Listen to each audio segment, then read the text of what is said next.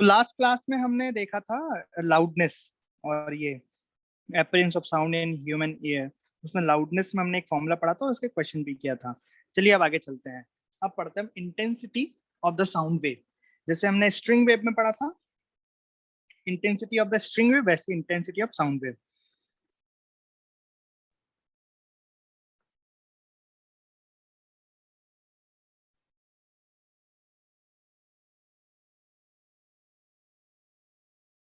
सो intensity sound wave का formula same ही है। जो फॉर्मूला वहां आया था इंटेंसिटी का वही यहाँ भी है। So I is equal to half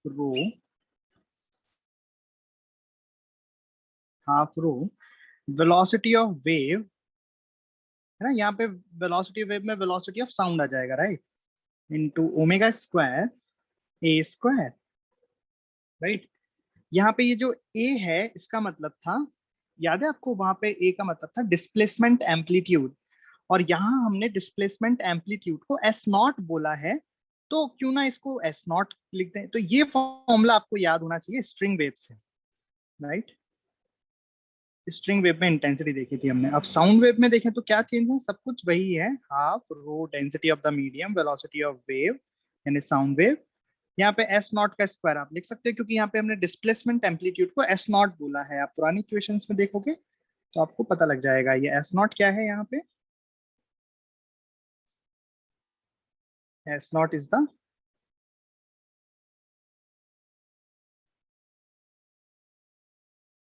displacement amplitude, right.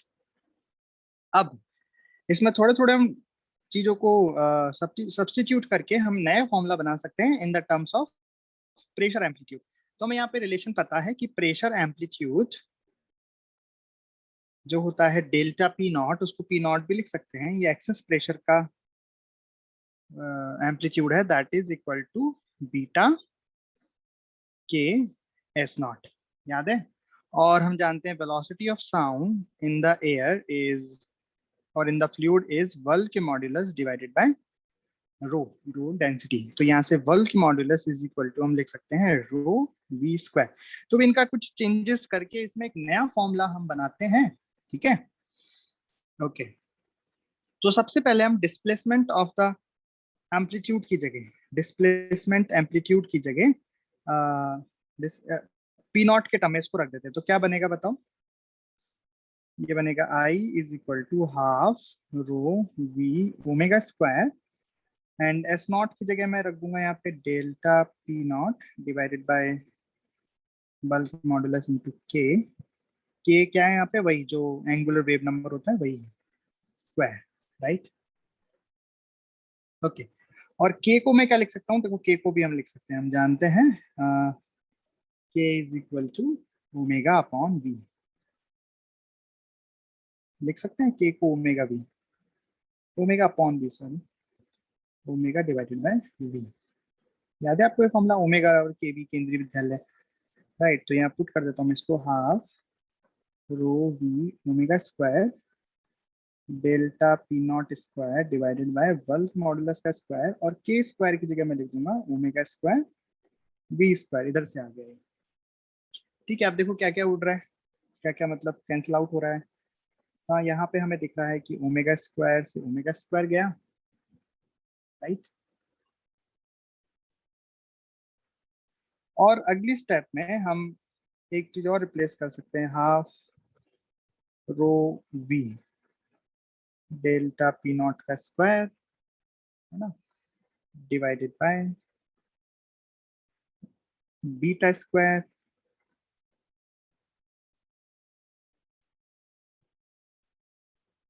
Okay, और यहाँ पे जो वेलोसिटी है, ये जो वेलोसिटी का स्क्वायर है ये, उस वेलोसिटी के स्क्वायर की जगह मैं लिख सकता हूँ बीटा अपॉन रो। अरे लिख सकता हूँ क्या, यहाँ मैं लिख सकता हूँ बीटा अपॉन रो। अब देखो कौन कौन गया, एक बीटा से एक बीटा गया और एक रो से एक रो गया। तो क्या बना formula final,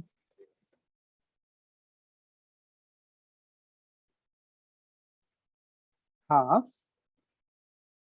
delta P naught square into V divided by bulk modulus, right. अच्छा, इसको थोड़ा सा और सॉल्व कर लें हम। इस बीटा और बी में एक रिलेशन हमें पता है। देखो यहाँ पे बीटा और बी में रिलेशन पता है, तो इसे बीटा के टर्म में ले आते हैं पूरे फॉर्मूले, या वेलोसिटी के टर्म में ले आओ, आपकी इच्छा है। तो बीटा की जगह हम लिख सकते हैं यहाँ पे रो वी स्क्वायर, राइट। खैर, वो आप रख लेना, लेकिन जो लाने वाली चीज थी यहाँ पे, जिसके लिए हम ये सॉल्व कर रहे थे, वो था कि यहाँ intensity is directly proportional to क्या आ गई, डेल्टा पी नॉट का स्क्वायर, राइट। और यहाँ से हम देख सकते हैं intensity directly proportional to amplitude का square, amplitude of the displacement का स्क्वायर, ये भी होता है इस तरीके से। समझ गए क्या, कोई दिक्कत? चलिए अब पढ़ते हैं variation of intensity of sound with distance of source. मतलब सपोज यहाँ पे कोई सोर्स है, स्पीकर है ना, यहाँ ये साउंड एमिट कर रहा है इस तरह से, ऐसे हर डायरेक्शन में एमिट करेगा साउंड। तो डिस्टेंस के साथ साथ जैसे जैसे हम आगे बढ़ते जाएंगे तो इंटेंसिटी में क्या बदलाव आएंगे, इंटेंसिटी बढ़ेगी, इंटेंसिटी कम होगी, क्या होगा, वो सब हमें देखना है ना। तो वेरिएशन ऑफ इंटेंसिटी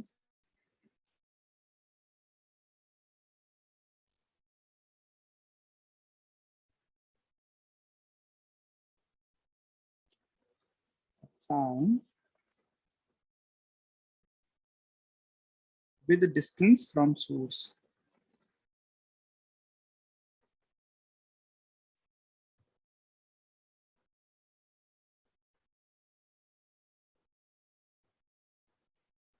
राइट, तो यहाँ पे कुछ अलग अलग तरह के सोर्स की हम बात करेंगे। सबसे पहले हम बात कर रहे हैं पॉइंट सोर्स।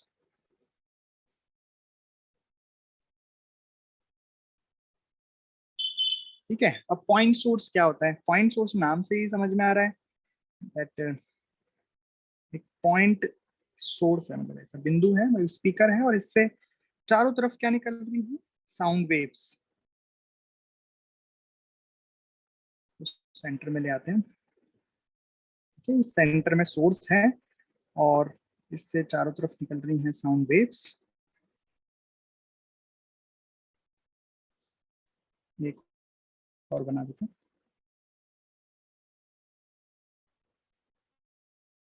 ऐसा, ठीक है। तो साउंड वेव जा रही है ऐसे,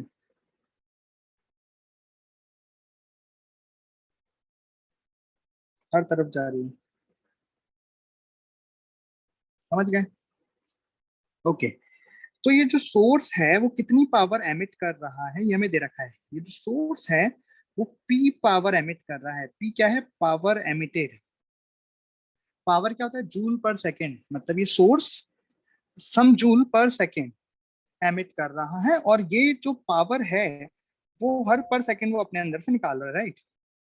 फिर ये जो साउंड है वो ऐसे फैलता जा रहा है, फैलता जा रहा है, अलग अलग रेडियस पे हमने बात की है। सपोज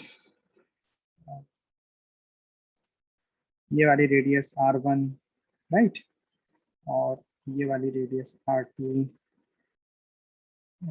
ऐसे अलग अलग रेडियस पे हमने बात की कि अलग अलग, जैसे यहाँ से साउंड चला तो हर, देखो हर डायरेक्शन में सेम वेलोसिटी से जाएगा साउंड, है ना। तो जब साउंड यहाँ पे पहुंचेगा तो इसकी इंटेंसिटी क्या होगी, जब यहाँ पहुंचेगा तो इसकी इंटेंसिटी क्या होगी, यहाँ पहुंचेगा तो इंटेंसिटी क्या होगी। तो हम देख सकते हैं कि जैसे जैसे ये आगे बढ़ रहा है, ये स्फेयर का एरिया बढ़ता जा रहा है, मतलब जो पावर का डिस्ट्रीब्यूशन है वो ज्यादा एरिया में होता जा रहा है। ये स्फेयर्स है ना, ये सर्कल नहीं है, ये क्या है, स्फेयर।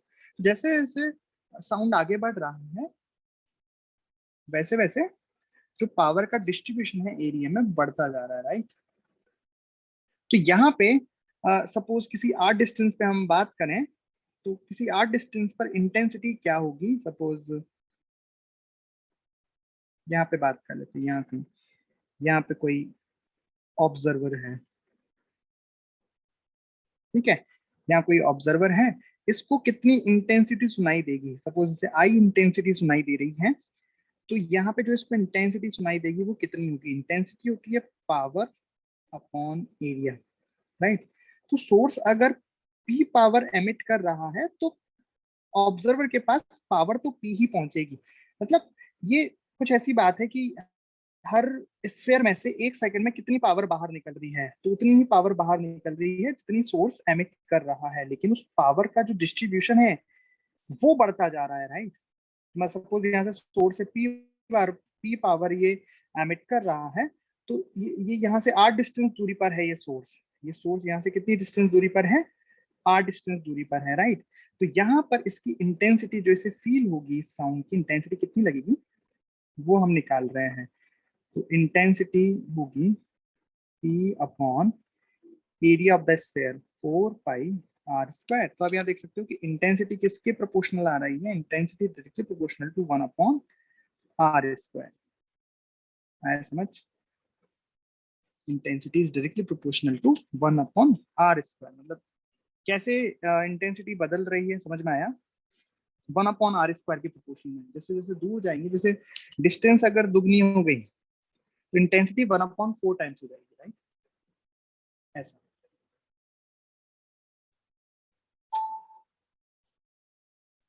ओके, तो यहाँ से देखो मैं अब क्या क्या जान गए हम इंटेंसिटी के बारे में। इंटेंसिटी के बारे में हम काफी सारी बातें जान गए, जैसे अभी अभी हमने देखा था कि intensity is directly proportional to amplitude का स्क्वायर, राइट। और अभी हम देख रहे हैं intensity is directly proportional to 1/r square, directly proportional to delta P naught का स्क्वायर, राइट। वैसा। अच्छा, यहाँ से कभी कभी क्या होता है कि एम्पलीट्यूड और डिस्टेंस में भी रिलेशन पूछ लेते हैं कि अपन आप आर डिस्टेंस जाने पर एम्पलीट्यूड कितना कम हुआ, तो ये एम्पलीट्यूड और इसमें भी रिलेशन आ गया है ना, दिख रहा है क्या रिलेशन आया।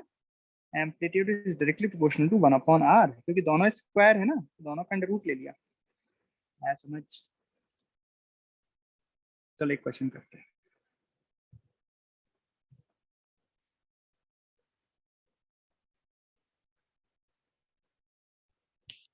A person doubles his distance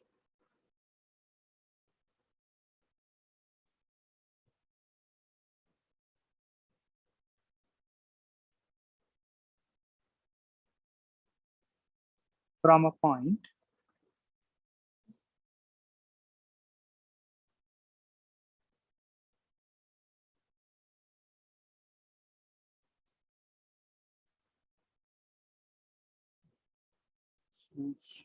find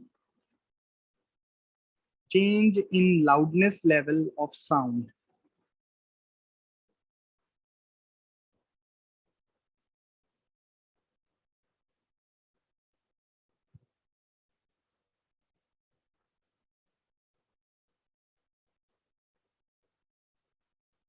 Observed by him.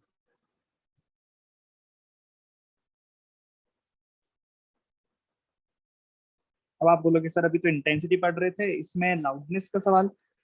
तो लाउडनेस क्या है, loudness depends on the intensity, right. बस इंटेंसिटी का सवाल ही है, ये लाउडनेस के टर्म में बना के पूछ लिया, ऐसे ही पूछा जाता है। तो यहाँ पे है कि पहले सपोज ऑब्जर्वर यहाँ था, उसको इंटेंसिटी I1 सुनाई दे रही थी, अब उसने अपनी डिस्टेंस को डबल कर लिया, यहाँ से डबल कर लिया इसने डिस्टेंस को, तो यहाँ पे इसको इंटेंसिटी I2 सुनाई देगी। तो इसके I1 के करस्पॉन्डिंग लाउडनेस L1, I2 के करस्पॉन्डिंग लाउडनेस L2। आपको क्या निकालना है, चेंज इन द लाउडनेस, मतलब L2 माइनस L1 आपको फाइंड करना है। समझ गए।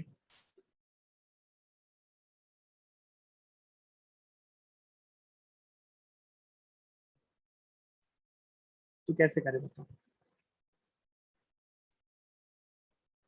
तो सपोज यहाँ पे एक पॉइंट सोर्स है, ये बोल रहा है कि पहले ऑब्जर्वर यहाँ था, अब ऑब्जर्वर ने अपनी डिस्टेंस, जैसे पहले ये r डिस्टेंस पे था, अब क्या बोल रहा है कि a person double this distance from point source.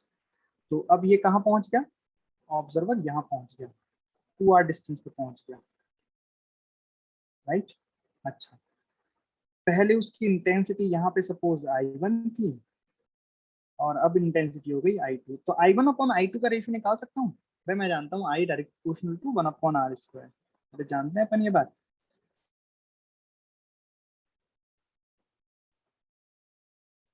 बोलो बताओ जानते हैं क्या। तो अगर मैं लिखूंगा I1 अपॉन I2, तो ये क्या हो जाएगा, इनवर्सली है ना, तो R2 का स्क्वायर अपॉन R1 का स्क्वायर। R2 का स्क्वायर कितना देगा, 4r square divided bye r square. तो यहाँ से आ गया I1 is equal to 4I2। बोलो क्या ये बात समझ में आई? यहाँ तक समझ में आ गया? अब आगे क्या करना है, आगे लाउडनेस का फॉर्मूला लगाएंगे। लाउडनेस, लाउडनेस में हमें चेंज निकालना, तो सीधा L2 माइनस L1 का ही फॉर्मूला लगा देते हैं। 10 log 10 क्या था, आई I2 अपॉन I1 था ना। हाँ, अगर आप L2 माइनस L1 करते हो तो I2 अपॉन I1 करो, और अगर L1 माइनस L2 करते हो तो I1 अपॉन I2 करो, वो आप पे डिपेंड करता है। चलो यहाँ लिखेंगे 10 log 10, I2 को I2 लिख देते हैं और I1 को लिख देते हैं 4I1, राइट। तो क्या देख रहे हैं हम कि इंटेंसिटी कम हो गई, इंटेंसिटी कम हो गई, सभी तो लाउडनेस नेगेटिव में आ रही है। सोचो यहाँ पे L2 माइनस L1 जब आप सॉल्व करोगे तो यहाँ पे लॉग क्या आ रहा है, 1 से छोटा आ रहा है ना, तो ये चीज नेगेटिव में आएगी। अब आनी भी चाहिए थी नेगेटिव में, क्यों आनी चाहिए थी नेगेटिव में, बताओ क्यों आनी चाहिए थी नेगेटिव में? क्योंकि यहाँ पे आई इंटेंसिटी कम हो रही है, राइट। चलो सॉल्व कर दो जल्दी से, कितना आ रहा है ये तो आप जानते हो ना।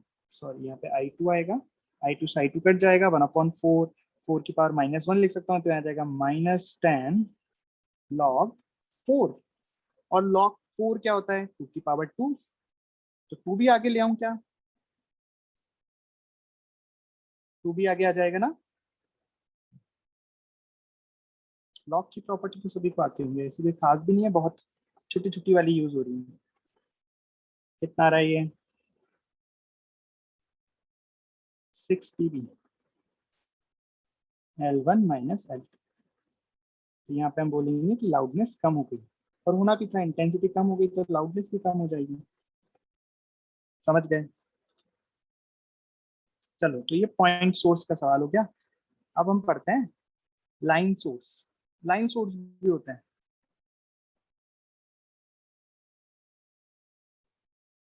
जैसे अगर हम लाइट में यूज करें, लाइट सोर्स में, लाइट का सोर्स, प्रकाश का सोर्स, तो जैसे बल्ब होता है वो तो पॉइंट सोर्स हो गया, और जो ट्यूबलाइट है वो लाइन सोर्स हो गई। ऐसी साउंड में भी हो सकता है, तो लाइन सोर्स, ठीक है। तो कॉन्सेप्ट तो सेम ही है ना। तो लाइन सोर्स है, सपोज ऐसा, ये एक लाइन है, ये मान लो एक साउंड बार है। साउंड बार जानते हो, मतलब इसमें से साउंड निकलता है सब तरफ, ऐसे ऐसे ऐसे ऐसे ऐसे हर तरफ साउंड निकलता है। तो यहाँ पे साउंड की जो फ्रंट होंगे, वेव फ्रंट होंगे, वो कैसी बनेंगी, सिलेंड्रिकल वेव फ्रंट होंगी, है ना। वेव फ्रंट क्या होती है, वेव फ्रंट बेसिकली कि ये किस तरीके से फैल रहा है ना। वैसे डेफिनेशन पे जाए तो वेव फ्रंट ऐसे लाइन, मतलब ऐसे पॉइंट्स का लोकस होता है वेव फ्रंट, जिनका फेज जो सेम फेज में होता है, जिनका फेज सेम होता है, उन पॉइंट्स का लोकस वेव फ्रंट कहलाता है। खैर ना, इस तरीके से उसमें सिलेंड्रिकल वेव फ्रंट बनेंगी, होती जाएंगी, दूर होती जाएंगी। ओके, सपोज ये जो है वो L लेंथ का सिलेंडर है, और ये जो रेडियस है वो R है ना।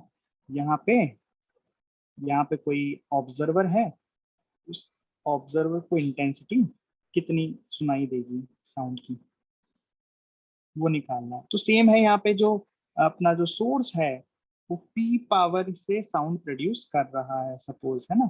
तो यहाँ पे भी ऐसा ही है, जैसे जैसे दूर जाते जा रहे हैं, वो यहाँ पे सिलेंड्रिकल वेव फ्रंट बन रही है, तो सिलेंडर में पावर डिस्ट्रीब्यूट होती जा रही है, राइट।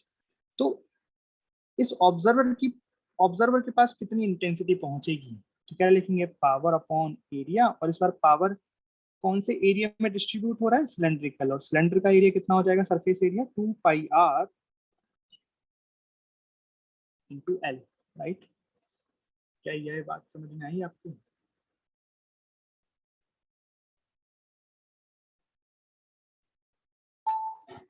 अब आप बोलोगे सर वैसे तो कोई डाउट होना नहीं चाहिए इसमें, इसमें हम देख रहे हैं कि सारी चीजें कांस्टेंट हैं, एल भी कांस्टेंट है, अगर हम इतना साउंड बार मान रहे हैं तो क्या वेरी कर रहा है इसमें, इसमें वेरी केवल आर कर रहा है, राइट। तो यहाँ पे आएगा I directly proportional to 1/r। समझ में आया? तो थोड़ा अंतर है, दिखा आपको अंतर क्या, कि वहाँ पे आर स्क्वायर था और यहाँ आर है। तो जब भी आप क्वेश्चन सॉल्व करो तो एक बार ये जरूर गौर करो कि सोर्स कैसा है। अगर लाइन सोर्स है तो अलग आंसर आएगा, पॉइंट सोर्स है तो अलग आंसर आएगा। अच्छा, लाइन सोर्स में एम्पलीट्यूड के लिए भी अलग आंसर आता है। कैसे? देखो, जैसे हम लिखते हैं कि intensity directly proportional to amplitude का square, directly proportional to 1/r, directly proportional to excess pressure का स्क्वायर। इस तरह से करते हैं, करेंगे, है ना? तो ठीक है भाई, सही बात है, ऐसा ही लिखेंगे। लेकिन यहाँ पे जब एम्पलीट्यूड आप निकालोगे कि amplitude is directly proportional to, किसके प्रोपोर्शनल आ रहा है यहाँ पे amplitude? Amplitude is directly proportional to 1/√r। Line source के केस में ऐसा आंसर आ जाएगा। समझ आया?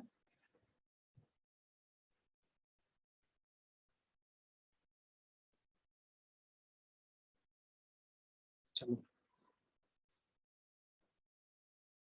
तो हमने velocity of sound in air पढ़ा था, उसी में एक चीज और ऐड कर सकते हैं हम, ह्यूमिडिटी। देखो, प्रेशर पे वेरिएंस पढ़ा था हमने, टेम्परेचर के तो डायरेक्टली प्रोपोर्शनल होता है अंडर रूट में, मतलब।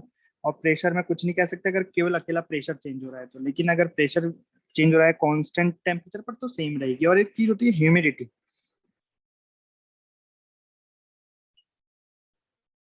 तो जब वातावरण में ह्यूमिडिटी बढ़ती है तो ह्यूमिडिटी बढ़ने की वजह से डेंसिटी वातावरण की कम हो जाती है। डेंसिटी मतलब रो कम हो जाएगा। तो बताओ, जब ह्यूमिडिटी बढ़ेगी तो रो कम हो जाएगा। रो कम हो जाएगा तो वेलोसिटी बढ़ेगी क्या कम होगी? बताओ। वेलोसिटी ऑफ साउंड उस केस में इंक्रीज हो जाएगी, राइट? तो ये आपको याद रखना है कि व्हेन सराउंडिंग की एटमॉस्फेयर की ह्यूमिडिटी बढ़ती है तो साउंड की वेलोसिटी भी बढ़ जाती है, राइट? चलिए आगे चलते हैं। नहीं, ऐसे याद आ गया तो मैंने बताया। ओके, तो ये हो गई सारी छोटी छोटी बातें साउंड से रिलेटेड, कुछ नई बातें, है ना? अब वापस से हम चैप्टर पे आ जाते हैं जो हम उधर पढ़ रहे थे, स्ट्रिंग वेव में इंटरफेरेंस, स्टैंडिंग वेव और भी कुछ, राइट? चलिए, तो स्टार्ट करते हैं interference of a sound wave.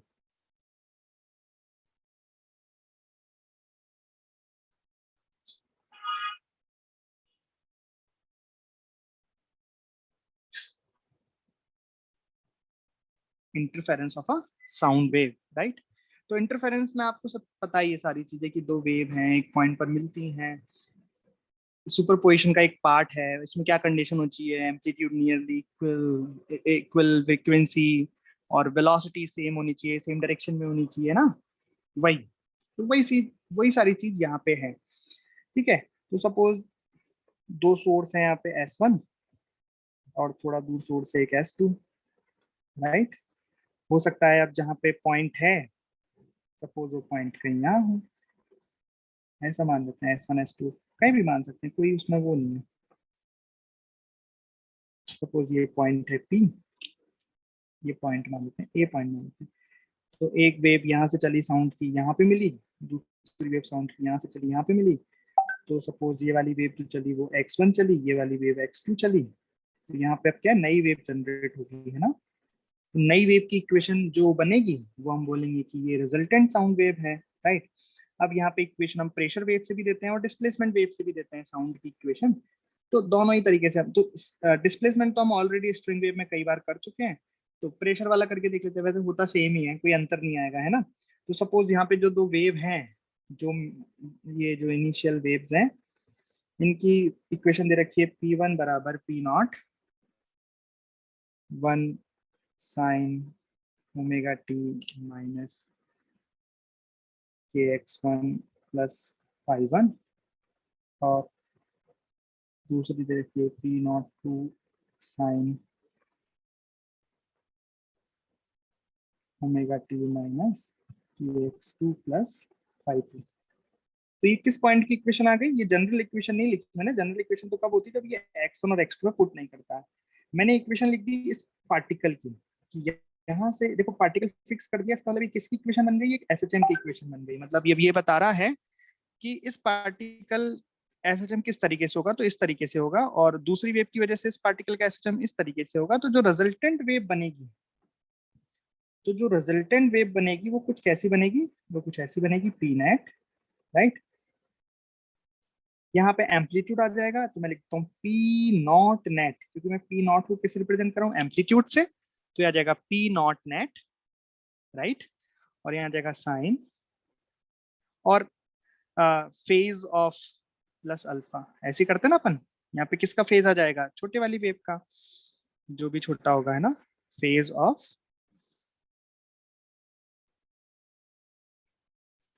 जिसको भी आप रेफरेंस मानोगे, तो फेज ऑफ रेफरेंस वेव।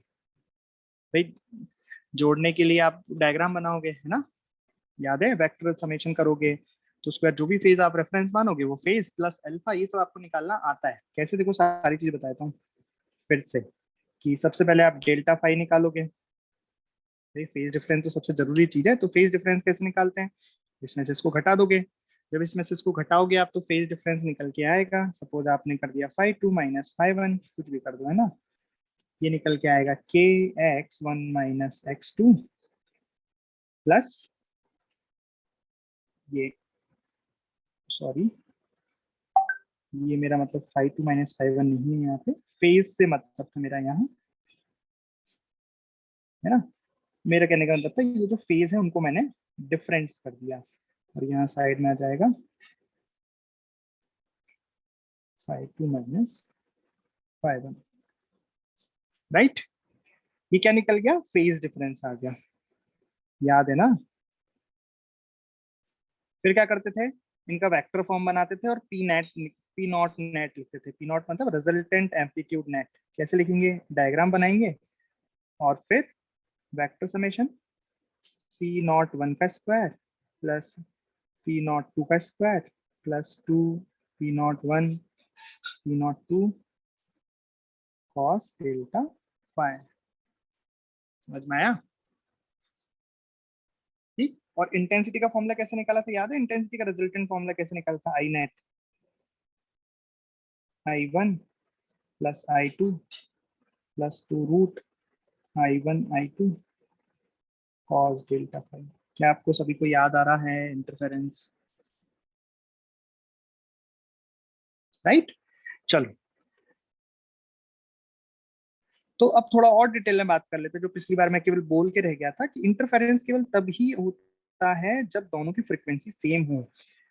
कि अगर फ्रीक्वेंसी सेम होगी तो ये जो फेज डिफरेंस है उसमें ये ओमेगा वाली टर्म हमेशा कट जाएगी। तो मतलब ये जो फेज डिफरेंस है कभी भी टाइम का फंक्शन नहीं आएगा, फेज डिफरेंस हमेशा कांस्टेंट आएगा। और ऐसे सोर्स जिनकी फेज डिफरेंस कांस्टेंट होता है उनको कोहेरेंट सोर्स कहते हैं, राइट। तो इनको पढ़ लेते हैं क्या होते हैं coherent source. So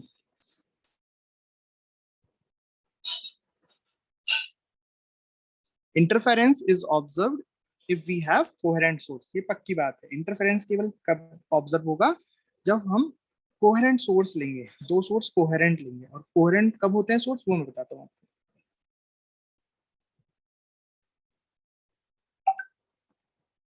interference is observed if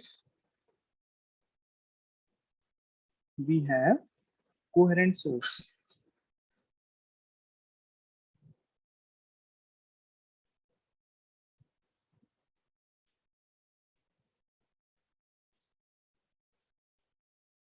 right. अब क्या होता है कोहेरेंट सोर्स, देखते हैं।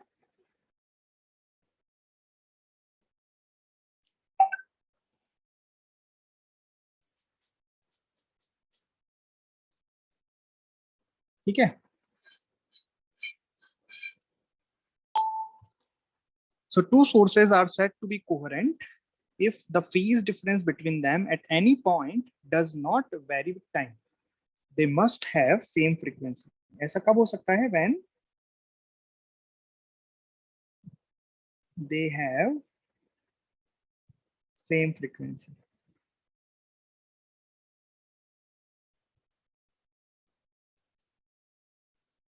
ठीक है, तो क्या बात है कि कोहेरेंट सोर्स क्या है आपको समझ में आ गया। लेकिन प्रैक्टिकली कभी भी दो सोर्स, जब आप सोचो कि सेम स्पीकर ले आए, सेम कंपनी के स्पीकर हैं, सेम दुकान से लेके आए हो, मैन्युफैक्चर भी सेम दिन हुए हैं, लेकिन फिर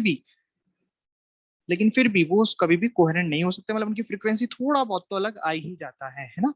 तो जब हम एक्सपेरिमेंट करते हैं तब हमेशा हम एक ही सोर्स को दो हिस्सों में, दो रास्ते में उनके वेव को डिवाइड करते हैं और फिर इंटरफेरेंस का फिनोमेना को ऑब्जर्व करते हैं, जो कि है यंग डुअल स्लिट एक्सपेरिमेंट, जो 12th में आप वे ऑप्टिक्स में पढ़ते हो, young double slit experiment, right.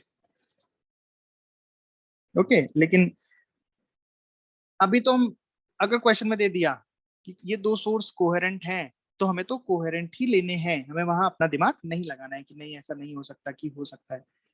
ठीक है, ओके।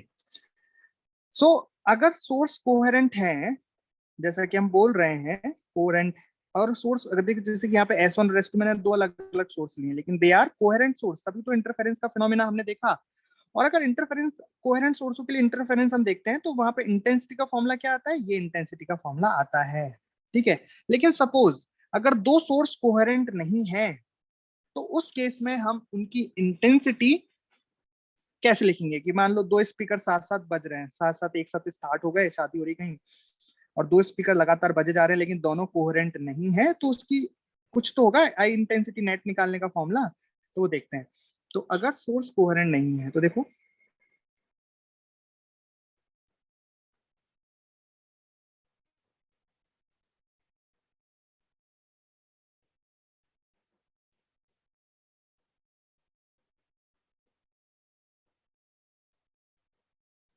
तो उस केस में आई नेट एवरेज आ जाती है। मतलब वैसे आई नेट का फॉर्मूला क्या है, I1 plus I2 plus two root I1 two root I2 cos delta phi, right?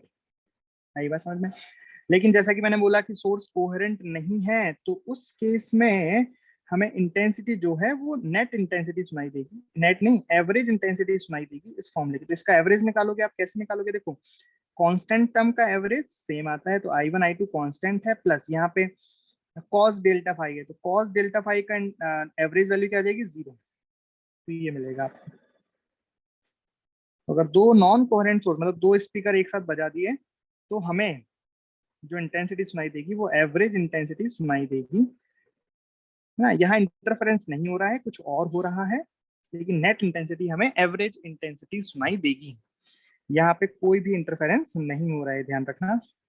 ये इंटरफेरेंस की वजह से सुनाई नहीं दे रही, अगर इंटरफेरेंस होता तो फिर ये वाले फॉर्मूले से हम इंटेंसिटी निकालते, ध्यान रखना।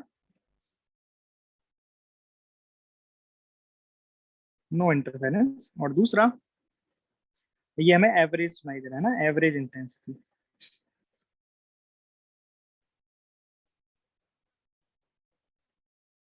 राइट? ये बातें हो गई।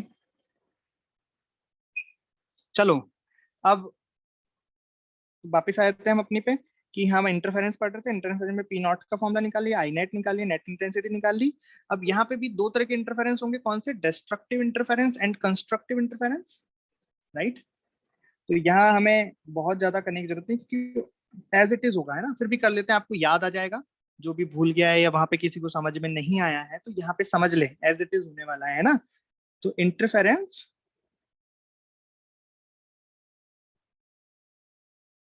ऑफ कोहेरेंट सोर्सेज, तो बेसिकली जो इंटरफेरेंस होता है वो कोहेरेंट सोर्स का ही होता है, यही मैं इसलिए बार बार मैं लिखना चाह रहा हूँ, बार बार मैं इसलिए लिख रहा हूँ ताकि मैं आपको बताना चाह रहा हूँ कि जो कोहेरेंट इंटरफेरेंस हम टर्म यूज करते हैं वो तभी यूज करते हैं जब दोनों सोर्सेज कोहेरेंट होंगे, राइट? और हम यहाँ पे पिछली बार की तरह मान के चल रहे हैं कि इनिशियल फेज कुछ भी नहीं है, सेम इनिशियल फेज है दोनों का, मतलब जो भी है इनिशियल सेम है, मतलब उनका डिफरेंस नहीं आएगा। मतलब φ1 बराबर φ2, राइट? जैसे हमने स्ट्रिंग वेव के टाइम भी किया था। तो यहाँ पे जब आप फेज डिफरेंस निकालोगे तो फेज डिफरेंस केवल कितना आ जाएगा, के डेल्टा एक्स। जो यहाँ पे टर्म आती थी φ1 माइनस φ2 की, वो कितनी आ जाएगी, 0, राइट? चलो अब स्टार्ट करते हैं। सबसे पहला इंटरफेरेंस कौन सा, सबसे पहले कौन सा पढ़ते हैं हम, कंस्ट्रक्टिव इंटरफेरेंस।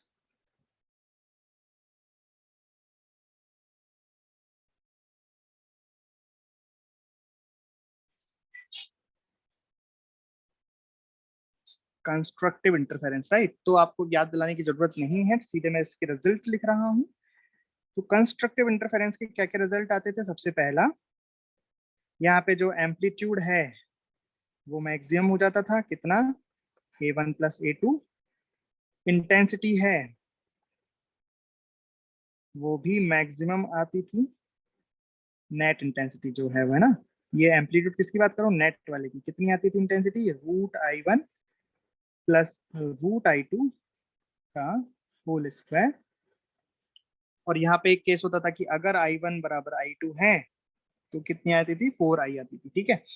और क्या आता था, हाँ, तो अब एक चीज और नहीं ऐड कर सकते हैं हम, कि जो डेल्टा पी नॉट नेट होगा वो भी यहाँ पे मैक्सिमम होगा, और किसके बराबर होगा, delta P naught one plus delta P naught two के। रही बात फेज डिफरेंस और उन सब की, तो हम जानते हैं कि यहाँ पे ये कंस्ट्रक्टिव इंटरफेरेंस कब मिलता है, जब तो कॉस डेल्टा फाई है उसकी वैल्यू आती है +1। तो अगर कॉस डेल्टा फाई +1 आएगा तो उस केस में डेल्टा फाई कितना हो जाएगा, याद करो, 2n पाई। यहाँ पे n की वैल्यू 0 1 2 3 इस तरीके से चलती है, राइट। अच्छा, डेल्टा फाई 2n पाई आया तो यहाँ से एक बहुत ही अच्छी चीज हम निकालते हैं, क्या, path difference 2k upon lambda delta x. याद करो, डेल्टा फाई को हम k डेल्टा एक्स लिख सकते हैं, थोड़ा मैंने गड़बड़ कर दी है।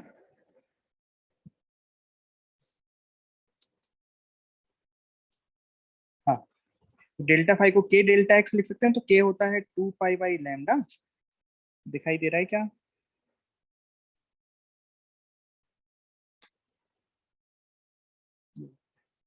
तो 2 pi by lambda into delta x बराबर 2n पाई। यहाँ से आप पाथ डिफरेंस निकाल सकते हो, पाथ डिफरेंस कितना आ गया, n लैम्डा। यहाँ पे n की वैल्यू क्या है, 0 1 2 3 4 5, ये तो आपको पता ही है। तो जब भी पाथ डिफरेंस m लैम्डा के टर्म्स में होगा तो हम बोलेंगे यहाँ पे कौन सा इंटरफेरेंस हो रहा है, कंस्ट्रक्टिव इंटरफेरेंस हो रहा है, राइट। अगली बात समझ में ये वाली, तो अगर डेल्टा एक्स कितना है, 0 लैम्डा 2 लैम्डा 3 लैम्डा, तो ये पाथ डिफरेंस है ना, इसको उससे कंपेयर मत करना, जो अपने स्टैंडिंग वेव में पढ़े थे वो अलग चीज है, और ये है इंटरफेरेंस, ये स्टैंडिंग वेव नहीं है, यहाँ पे ट्रैवलिंग वेव बनेगी, ये ट्रैवलिंग वेव है, राइट। और दूसरा डिस्ट्रक्टिव इंटरफेरेंस,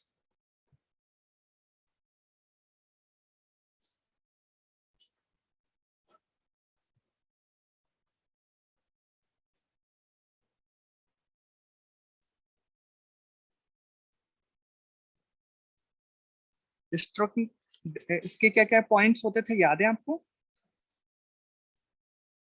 एम्पलीट्यूड नेट है वो मिनिमम हो जाएगा कितना, A1 माइनस A2, और इंटेंसिटी नेट भी क्या आएगी, मिनिमम कितनी, √I1 माइनस √I2 का होल स्क्वायर, राइट। प्रेशर भी मिनिमम आएगा कितना, delta P01 minus delta P02। और कब होता है ये, जब कॉस डेल्टा फाई की वैल्यू कितनी आती है, -1। कॉस डेल्टा फाई की वैल्यू -1 कब आती है, बताओ बताओ जल्दी जल्दी, when delta phi is 2n plus 1 pi, right. अब यहाँ पे हम इसको k डेल्टा x करके इसको यहाँ पे 2 pi by lambda delta x बराबर 2n प्लस 1 पाई के बराबर कर देंगे। यहाँ से डेल्टा x कितना निकल के आया, बताओ डेल्टा x कितना निकल के आता है यहाँ से, 2n plus 1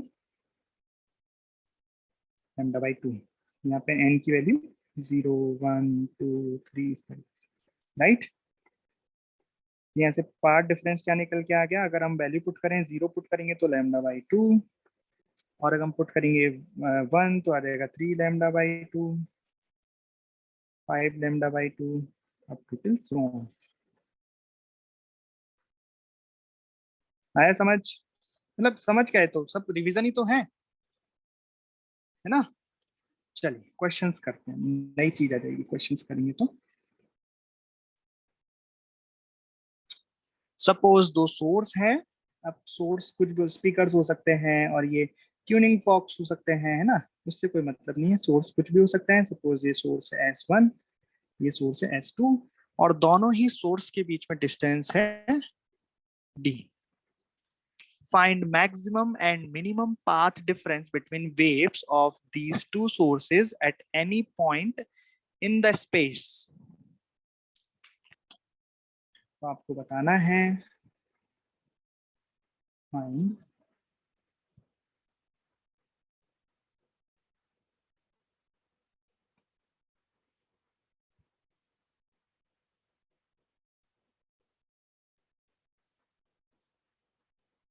find maximum and the minimum path difference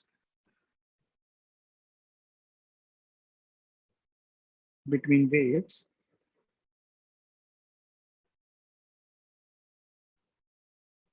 of these two sources at any point in the space.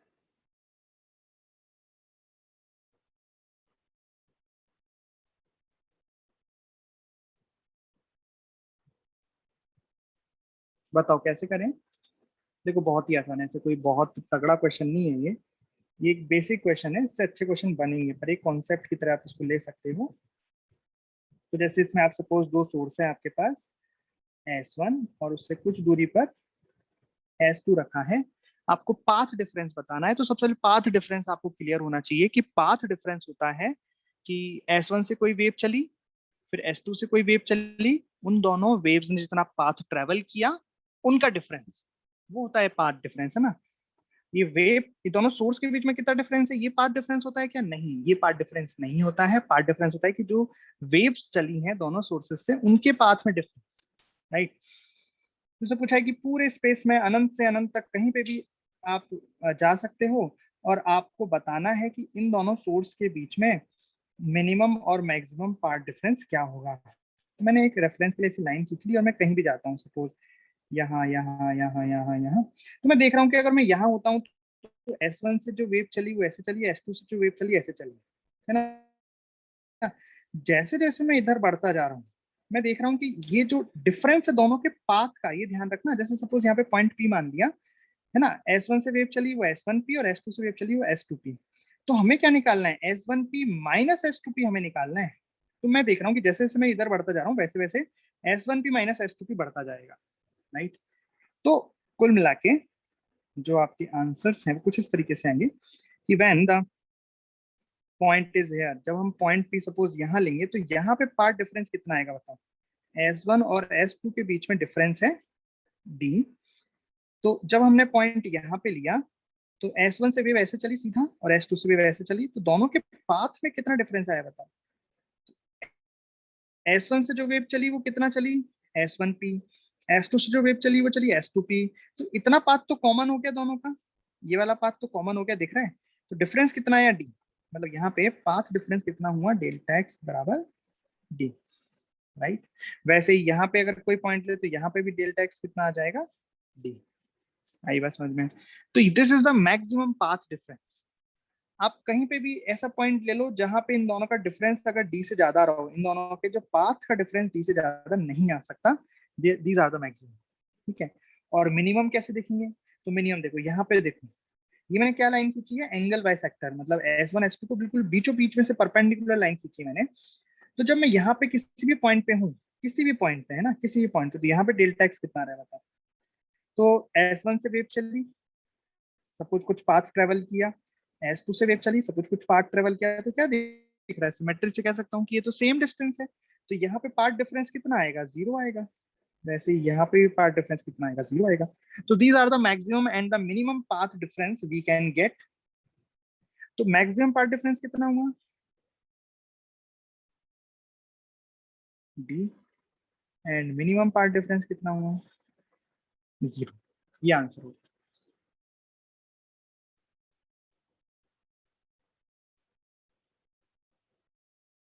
समझे। तो इस टॉपिक के ज्यादा क्वेश्चंस हमने नहीं किए थे स्ट्रिंग वेव में, है ना, केवल मैक्सिमम मिनिमा के लिए पाथ डिफरेंस की कंडीशन और वो लिख के छोड़ दिया था, लेकिन इसलिए नहीं किए थे क्योंकि यहाँ हम उनको करने वाले थे, तो अब करेंगे उनकी क्वेश्चन, है ना। तो बात तो वही, कॉन्सेप्ट तो सेम ही है, यहाँ सीख गए या वहां सीख गए, राइट। तो यहाँ करते हैं क्वेश्चन, आपने दो दो बार उनके कॉन्सेप्ट पढ़ लिए हैं तो अब सारे क्वेश्चन आपसे होने चाहिए, राइट। ओके, तो सपोज यहाँ पे दो सोर्सेज हैं और दोनों सोर्सेज कोहेरेंट हैं, ऐसा दे रखा है मैंने क्वेश्चन में, ऐसा दे रखा है कि दोनों सोर्सेज आर कोहेरेंट, ठीक है। यहाँ से कुछ डिस्टेंस दूरी पर एक पाथ है, एक रास्ता है ना, ये रास्ता है। यहाँ पे कोई डिटेक्टर या ऑब्जर्वर चल रहा है, मतलब कोई ऑब्जर्वर है जो हाथ में डिटेक्टर लेके इस पाथ पर चल रहा है ना। माइनस अनंत से प्लस अनंत तक पाथ है, माइनस इन्फिनिटी से प्लस इन्फिनिटी तक पाथ, मतलब अनंत लंबा ये पाथ है, ठीक है।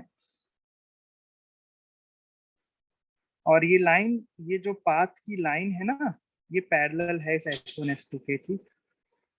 ये दोनों पैरेलल, ओके। तो यहाँ पे एक आदमी डिटेक्टर लेके चल रहा है, ऑब्जर्वर। आपको और ये कहाँ से कहाँ तक है, माइनस अनंत से प्लस अनंत तक, ठीक है। आपको बताना है कि a sound detector is moved on the line parallel to the source is how many intensity minima and maxima will be observed by it. तो दोनों सोर्सों के बीच में जो लेंथ है S1 से S2 की, वो दे रखी है आपको 2 लैम्डा। यहाँ पे लैम्डा क्या है, लैम्डा यहाँ पे वेवलेंथ है। मैं क्वेश्चन लिख दूं, ऑब्जर्वर, ऑब्जर्वर के हाथ में डिटेक्टर, तो साउंड डिटेक्ट कर सकता है ना। Observer is moved on the line parallel to source.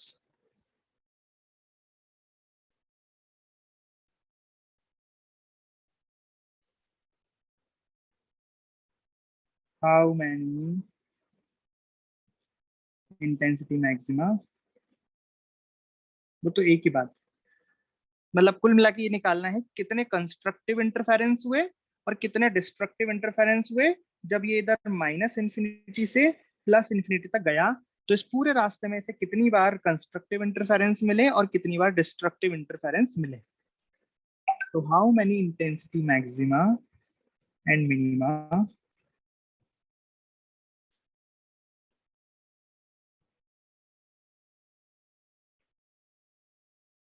will be observed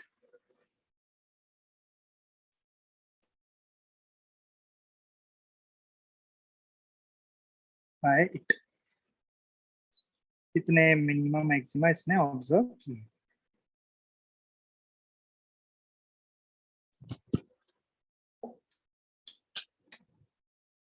तो देखो करने का बहुत आसान तरीका है, हमें पाथ डिफरेंस से करना है।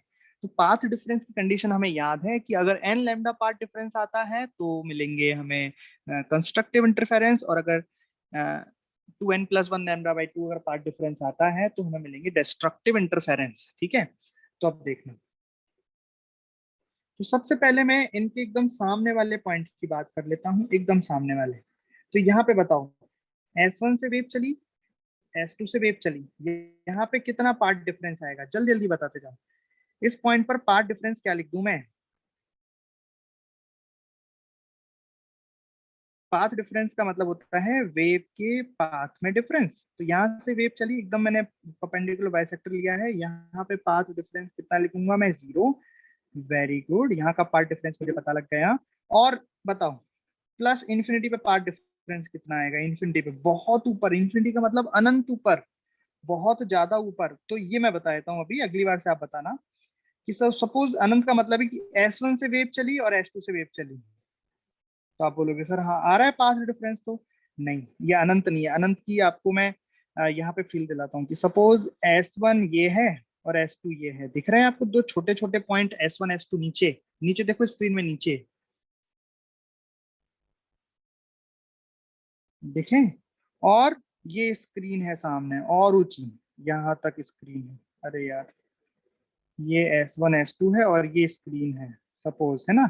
और S1 से वेव चली और S2 से वेव चली, अब बताओ क्या दोनों में कोई पार्ट डिफरेंस है, ये तो लगभग बराबर ही है, ये तो लगभग बराबर ही है। तो मतलब क्या लिखें यहाँ पे, पार्ट डिफरेंस 0। और वैसे ही यहाँ पे पार्ट डिफरेंस क्या लिखें, 0। अनंत का मतलब क्या है कि ये दोनों लाइंस, सॉरी मैंने गलत लिख दिया, यहाँ पे पार्ट डिफरेंस क्या है, रुक जाओ, लिखना और कुछ चाह रहा था, रुको रुको रुको, हाँ अब समझते, रुक जाओ, मैंने डायग्राम बनाया था कुछ यहाँ पे, हाँ। तो देखो ये S1 है ये S2 है, सामने स्क्रीन है, समझ गए, सामने स्क्रीन है, समझो ध्यान से। और ये अनंत पे जाना है ना, अनंत पे जाना है, ऐसे अनंत पे। तो लगभग ये दोनों लाइंस कैसी दिख रही हैं आपको, पैरेलल दिख रही है ना, ये लगभग पैरेलल दिख रही है दोनों लाइन, राइट। तो अनंत क्या होता है, अनंत कोई ऐसी जगह नहीं है, अनंत है बहुत दूर। तो हम ऐसा मान लेते हैं कि जब ये अनंत पे जाके मिलेंगे, अनंत इतना ऊपर है कि लगभग ये पैरेलल ही हो जाएंगे दोनों। ठीक है, आप सोचो जरा कि ये ऐसे जाके अनंत पे मिल रहा है, ये वेव चली S1 से अनंत पे मिली, और ये S2 से वेव जा रही है अनंत से मिल रही है। तो दोनों के बीच में पाथ डिफरेंस कितना आ रहा है, 2 लैम्डा आ रहा है। देखो ध्यान से, दोबारा समझो कि ये S1 सोर्स है, यहाँ से वेव चली अनंत पे जाके मिल रही है, अनंत कहाँ है, बहुत ऊपर है, तो बहुत ऊपर है, तो लगभग ऐसा लगेगा कि ये पैरेलल ही जा रही है। और S2 कहाँ है, ये भी बहुत ऊपर है, सॉरी S2 से गए वो भी पैरेलल हो गई, तो दोनों के बीच में पाथ डिफरेंस कितना आ गया, 2 लैम्डा। तो यहाँ पे मेरे को 2 लैम्डा लिखना था। अब ठीक है, तो यहाँ पे पाथ डिफरेंस कितना आ गया, 2 लैम्डा, यहाँ पे पाथ डिफरेंस कितना आ गया, 2 लैम्डा, और यहाँ पे पाथ डिफरेंस कितना आ गया, 0। अब देखो आंसर कितने आसानी से आता है ना, आंसर देखना आंसर कैसे आता है। ठीक ठीक है, तो देखो अगर यहाँ पे पार्ट डिफरेंस 0 है और यहाँ 2 लैम्डा है, तो रास्ते में क्या क्या पार्ट डिफरेंस आए होंगे, पहले हम काउंट कर रहे हैं कंस्ट्रक्टिव इंटरफेरेंस, पहले हम काउंट कर रहे हैं मैक्सिमा, इंटेंसिटी मैक्सिमा, ठीक है।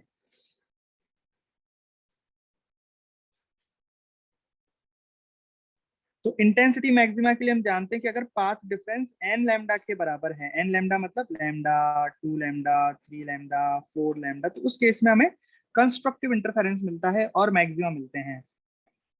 तो चलो यहाँ पे पार्ट डिफरेंस है 0, सॉरी 0 लिखना भूल गया मैं यहाँ, 0, राइट। तो यहाँ पे पार्ट डिफरेंस 0, तो ये तो पक्का पता गया। यहाँ पे हमें क्या मिलेगा, यहाँ पे मिलेगा मैक्सिमा, यहाँ क्या होगा, कंस्ट्रक्टिव इंटरफेरेंस। अब ऊपर चलते जाएंगे, राइट।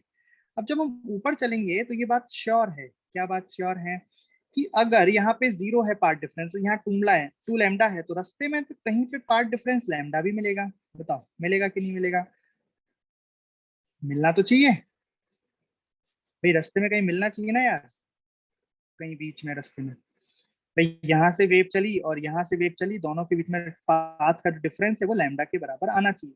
ऐसा हम कैसे बोल सकते हैं, इसलिए बोल सकते हैं कि भाई यहाँ पे दोनों के पाथ का डिफरेंस 0 है, यहाँ टूमलेट, तो रास्ते में लैम्डा तो मिलना ही श्योर है। और ऐसा ही यहाँ पे भी मिलेगा, डेल्टा एक्स लैम्डा। तो बताओ टोटल कितने कंस्ट्रक्टिव इंटरफेरेंस आपको दिख रहे हैं, 0 पे कंस्ट्रक्टिव होता है यस, लैम्डा पे कंस्ट्रक्टिव होता है यस, 2 लैम्डा पे कंस्ट्रक्टिव होता है यस, नीचे आ जाओ, लैम्डा पे कंस्ट्रक्टिव होता है यस, 2 लैम्डा पे कंस्ट्रक्टिव होता है यस। टोटल कितने मिले, 1 2 3 4 5। तो हमें यहाँ इंटेंसिटी मैक्सिमा कितने मिले, 5। इस डिटेक्टर को, इस ऑब्जर्वर को इंटेंसिटी मैक्सिमा कितने मिलेंगे, इस पूरी लाइन पे 5 मिलेंगे, 5 मिलेंगे। अब क्या कोई बता सकता है कि मिनिमा कितने मिलेंगे, इसी तरीके से सॉल्व करना है और बताना है कि मिनिमा कितने मिलेंगे, कोई बता सकता है क्या।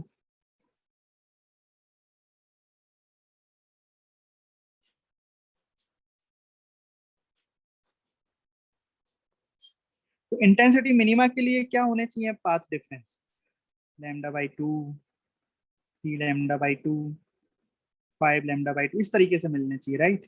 तो अब सोचो जरा कि अब ये 0 है, यहाँ लैम्डा है, तो रास्ते में कहीं λ/2 तो आएगा, पक्की बात है। और फिर λ/2 के बाद लैम्डा और 2 लैम्डा के बीच में कहीं ना कहीं 3 λ/2 भी आएगा, पक्की बात है। वैसे ही नीचे आते तो यहाँ पे भी हमें डेल्टा एक्स बराबर λ/2 मिलेगा, और यहाँ हमें डेल्टा एक्स बराबर 3 λ/2 मिलेगा। तो टोटल देखो कितने आ गए, एक ये 3 λ/2, λ/2, λ/2, तो 4 हमें आंसर मिला। तो इंटेंसिटी मिनिमा कितने मिलेंगे, इसमें कोई डाउट तो कोई पूछ लो, क्योंकि आगे फिर आपको बताने आंसर है ना। इंटेंसिटी मिनिमा 4 मिले, किसी को डाउट है कैसे किया कुछ भी पूछ लो, बट फिर अगला सवाल आपको करना पड़ेगा। और ये कोई टफ सवाल नहीं है, बहुत सिंपल है, और ये एग्जाम में पूछे जाते हैं, है ना, तो ये आने चाहिए आपको। तो कोई डाउट हो तो पूछ लो,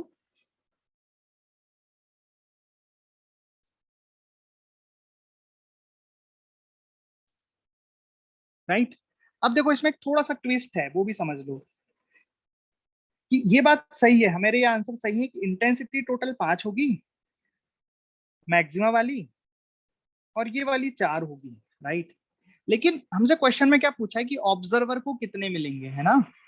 तो ऑब्जर्वर ये माना जाता है कि इन्फिनिटी इतना दूर है कि ऑब्जर्वर कभी अनंत पे पहुंच ही नहीं पाएगा, प्रैक्टिकली कोई इन्फिनिटी पे नहीं पहुंच सकता, राइट।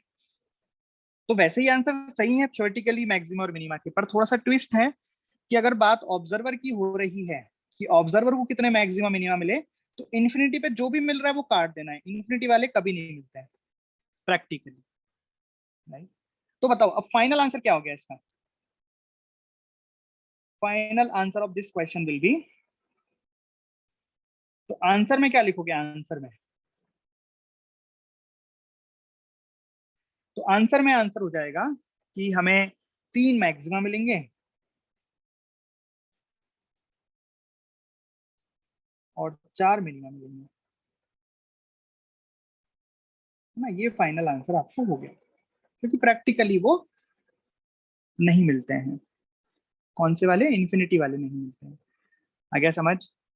ओके, एक क्वेश्चन मैं आपको होमवर्क के लिए दे रहा हूँ, और आपको आंसर भेजना है उसको करके आज ही, क्लास के बाद, या अभी भेजो, अभी करूँ?